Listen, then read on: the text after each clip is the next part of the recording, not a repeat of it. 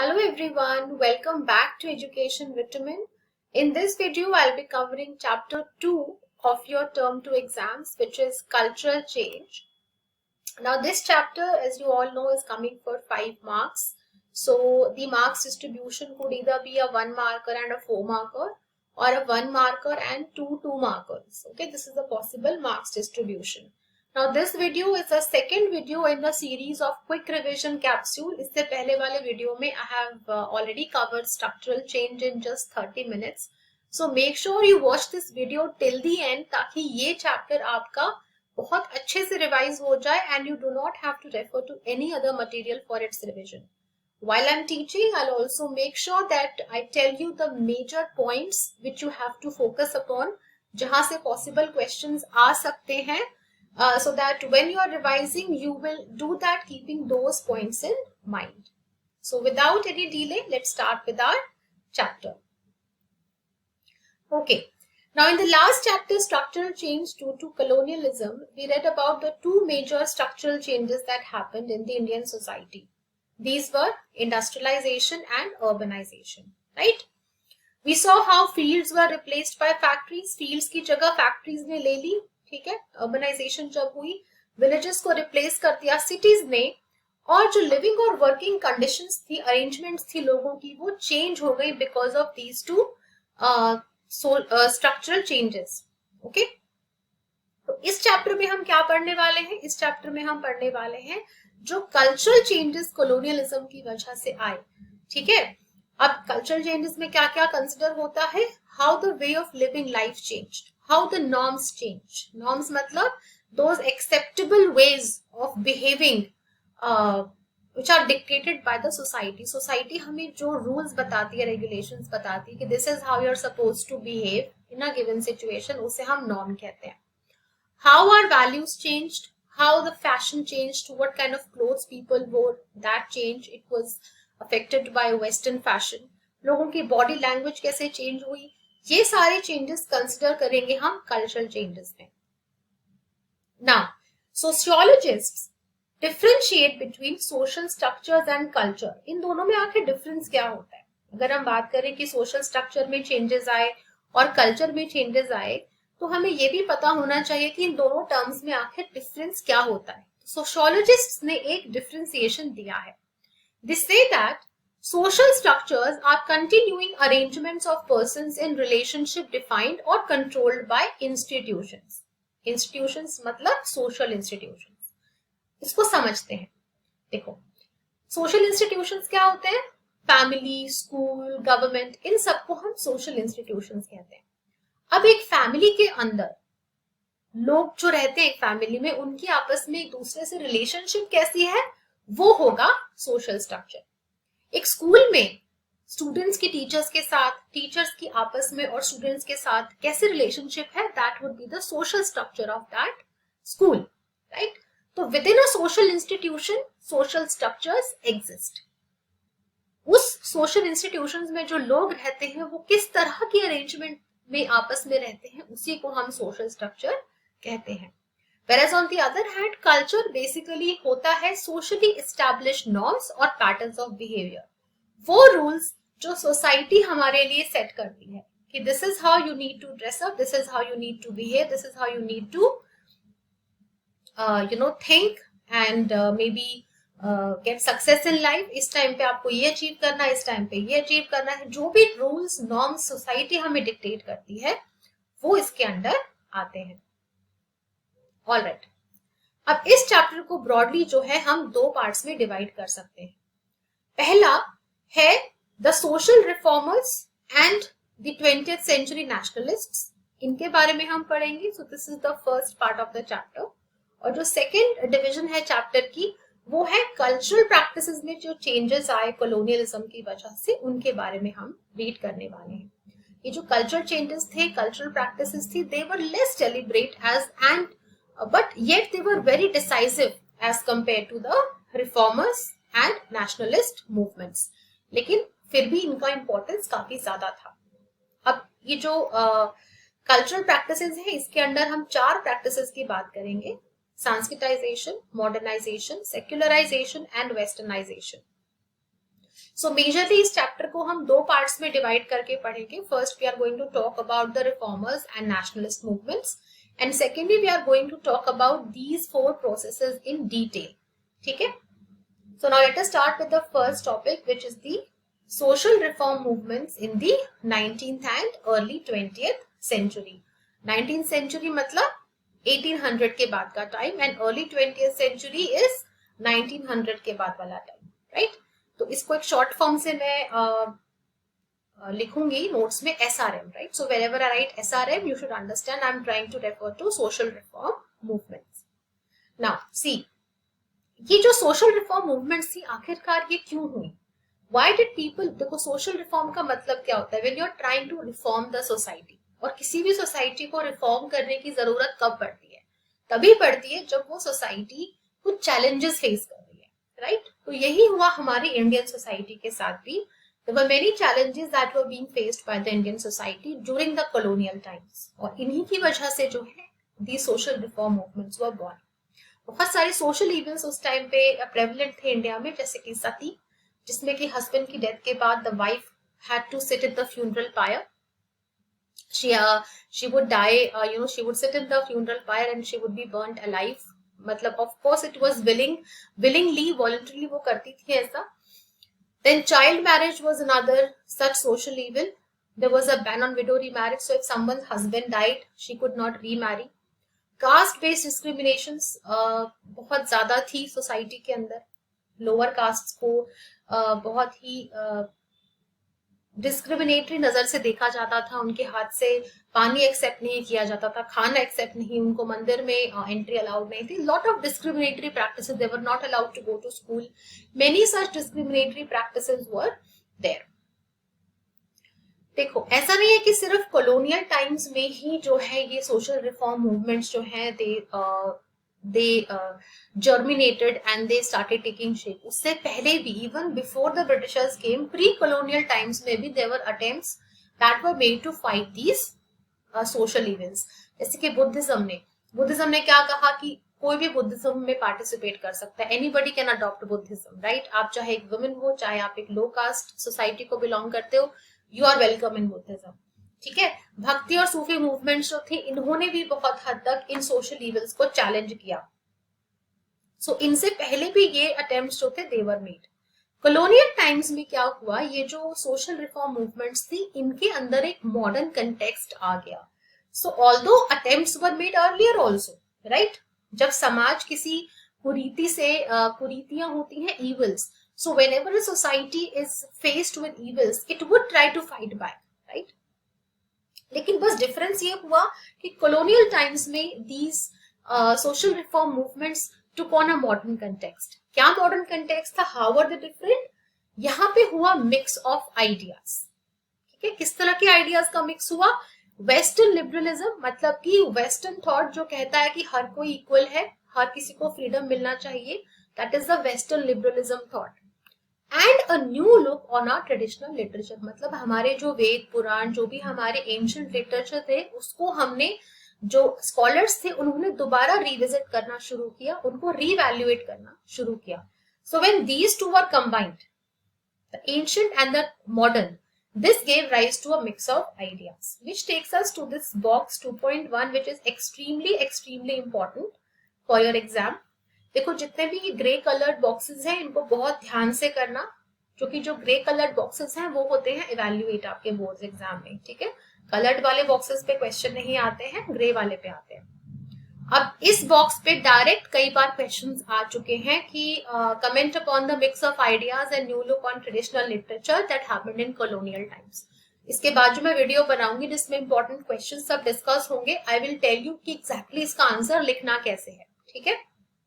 तो इस टेबल को आपको बहुत अच्छे से प्रिपेयर करके जाना है. मैंने इसकी एक समरी यहाँ पे बना दी है, if you can see.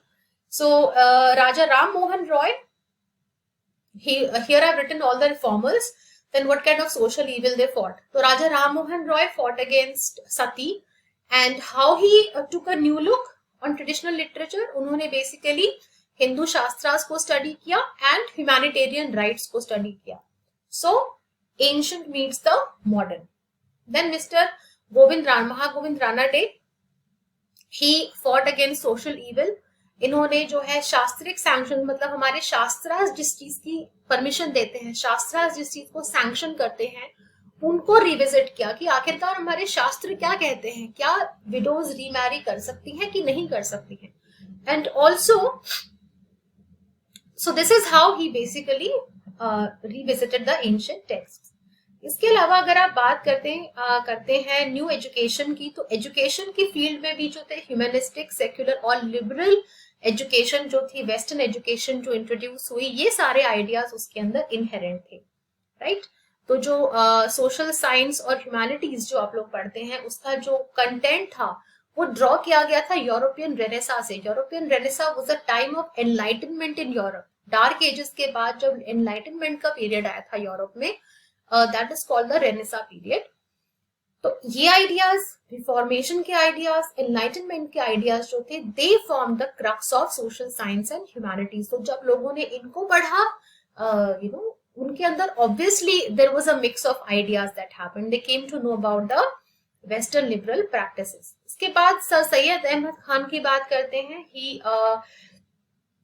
talked about the validity of free inquiry, which is also called ijtihad, and he drew similarity between Quran, which is the Islamic holy text, and the laws of nature discovered by modern science. तो यहाँ पे इन्होंने again religious text को combine किया modern science के साथ.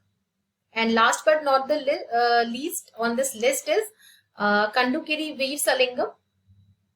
इन्होंने बात की नव्य न्याय लॉजिक की, and also at the same time, this is an ancient philosophy, Navya Nyaya, and he also translated the works of Julian Huxley, who was a very famous biologist of his time. तो कैसे लोगों ने जो है ancient ideas को, religious text के ideas को mix किया मॉडर्न थॉट के साथ, to come up with ideas with which they can fight all these social evils, right. अब एक और बहुत इंपॉर्टेंट टॉपिक है, which is sociologist Satish Sabharwal's 3 aspects of modern framework of change in colonial India. इस पे भी डायरेक्ट क्वेश्चन आता है, आया हुआ है प्रीवियस ईयर्स पे। तो क्वेश्चन कुछ ऐसे आएगा कि what are the 3 aspects of modern framework of change in colonial India as enumerated by sociologist Satish Sabharwal. So these are the 3 major aspects: mode of communication, forms of organization and the nature of ideas. ये जो modern framework हुआ India में, इसका मतलब क्या है? इस heading का जो चेंज आया कॉलोनियल इंडिया में, जो मॉडर्न फ्रेमवर्क बना, उसके 3 एस्पेक्ट्स क्या थे, on which 3 pillars did it stand. So ये 3 वो चीजें थी जिसके ऊपर मॉडर्न इंडिया का जो कंटेक्स्ट, जो फ्रेमवर्क था, that's two. The first one was modes of communication. देखो, नई नई टेक्नोलॉजीज जो थी वो इन्वेंट हुई, प्रिंटिंग प्रेस इन्वेंट हुई, टेलीग्राफ इन्वेंट हुआ, माइक्रोफोन। इसकी वजह से क्या हुआ, लोगों की मूवमेंट बढ़ गई, राइट। लोगों की मूवमेंट बढ़ी क्योंकि स्टीम शिप्स आई, वो एक जगह से दूसरी जगह जाने लगे, गुड्स की मूवमेंट शुरू हो गई। तो इस मूवमेंट के साथ मूवमेंट ऑफ आइडियाज भी शुरू हुआ, राइट। सोशल रिफॉर्मर्स जो थे पंजाब के, बंगाल के, now they could move to Madras and Maharashtra, and Madras and Maharashtra के जो रिफॉर्मर्स थे, अब वो पंजाब और बंगाल तक अपने आइडियाज को पहुंचा सकते थे। फॉर एग्जाम्पल, केशव चंद्र सेन जो थे, he was from Bengal but he visited Madras. Pandita Ramabai, she traveled off to different corners of the country. वो लोग सिर्फ इंडिया में ही नहीं बल्कि इंडिया से बाहर भी बहुत सारे कंट्रीज में ट्रैवल करके गए, और इसी वजह से क्रिश्चियन मिशनरीज भी जो है नॉर्थ ईस्ट के रिमोट एरियाज में गए, जैसे नागालैंड, मिजोरम, मेघालय, वहां पर उन्होंने उस चीज को प्रमोट किया। तो ये सब पॉसिबल इसीलिए हो पाया क्योंकि इन सब टेक्नोलॉजीज का इन्वेंशन हुआ इंडिया में, राइट। इसके अलावा मॉडर्न सोशल ऑर्गेनाइजेशंस, ये मॉडर्न सोशल ऑर्गेनाइजेशंस क्या क्या थी? ब्राह्मो समाज इन बंगाल, आर्य समाज इन Punjab, the All India Muslim Ladies Conference, which was also called Anjuman-e-Khwatan-e-Islam, which was established in 1914.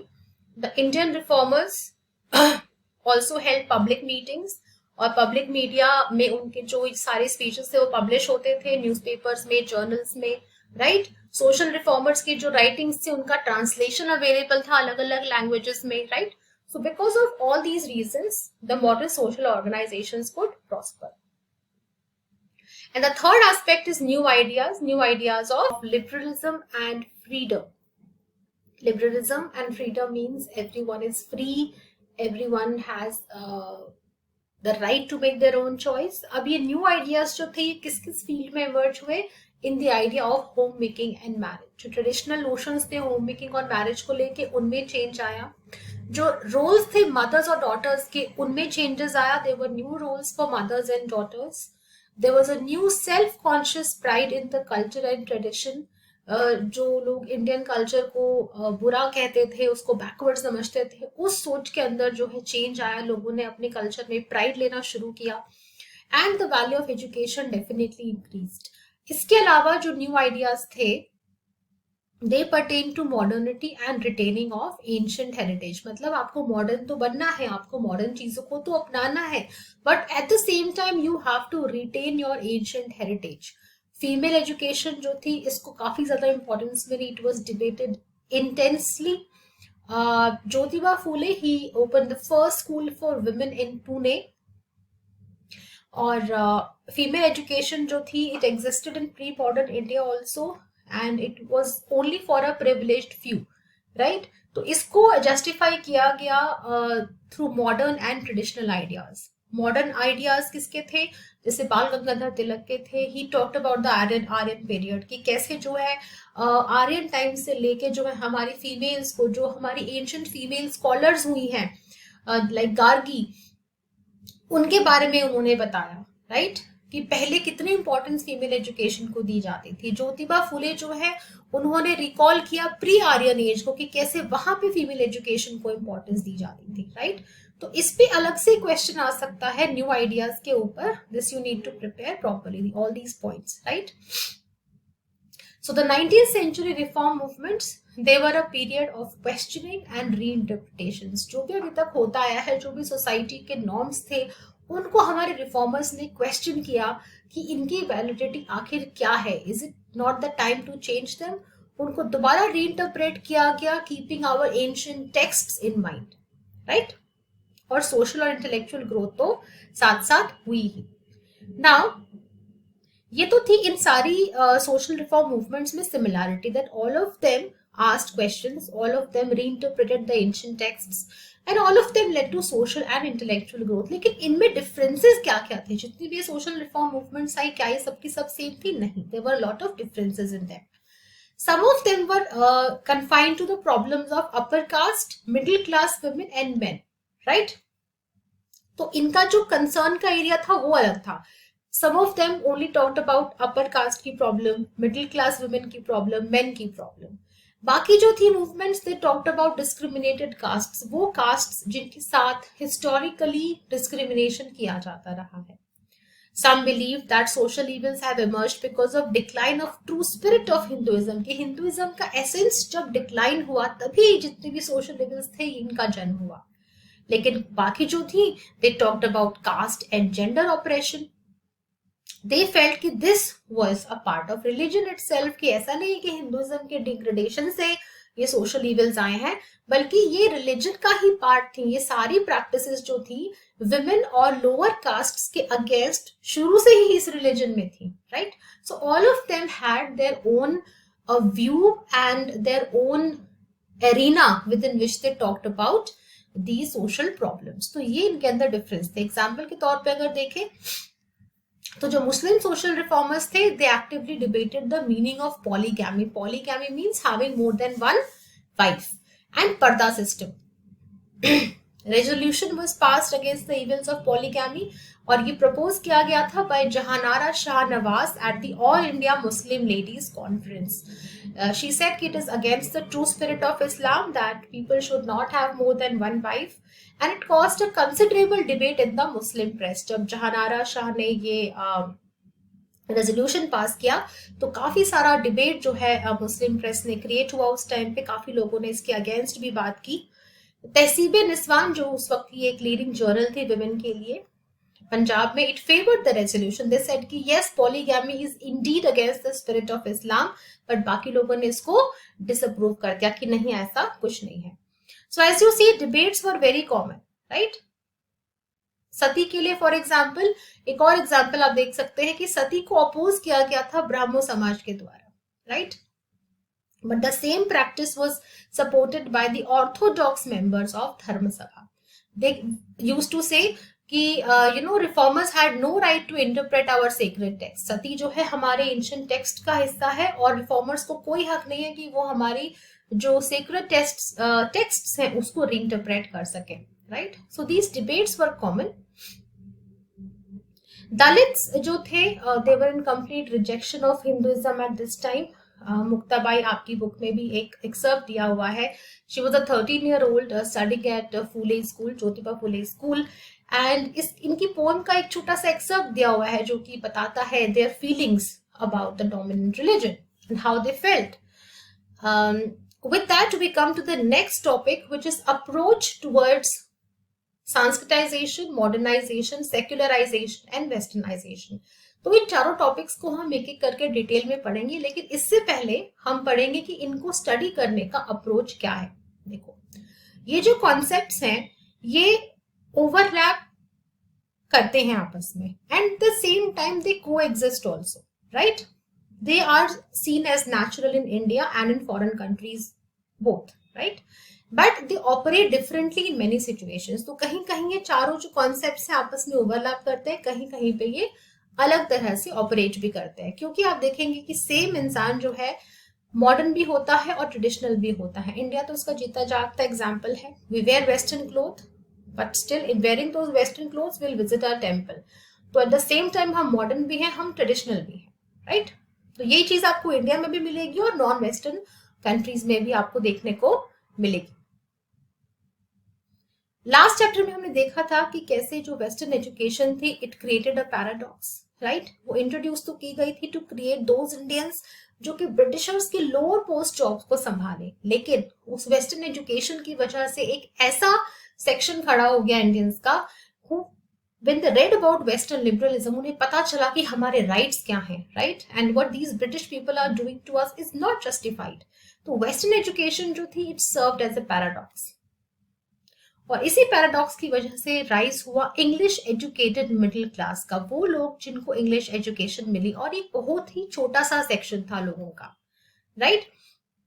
अब हुआ क्या कि जब ये educated English educated middle class का राइज हुआ, so these people when they read the western ideas of enlightenment, democracy, they also dreamt of a liberal and progressive India. कि जब ये लोग अपने होम कंट्री में ये सब चीजें प्रैक्टिस करते हैं ब्रिटिशर्स, तो ऐसा हमारी कंट्री में भी हो सकता है क्या?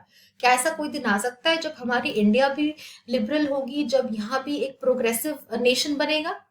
Eight the same time they were humiliated by the colonial rule, right. तो जब उनको ह्यूमिलिएशन फील होती थी कि हमें किस तरह ये लोग ट्रीट करते हैं, then these people, these English educated Indian middle class, they asserted pride in their traditional learning कि हमारी जो ancient culture है वही अच्छी है, हमें नहीं चाहिए इनका modern text and education, क्योंकि this is what humiliates us, right.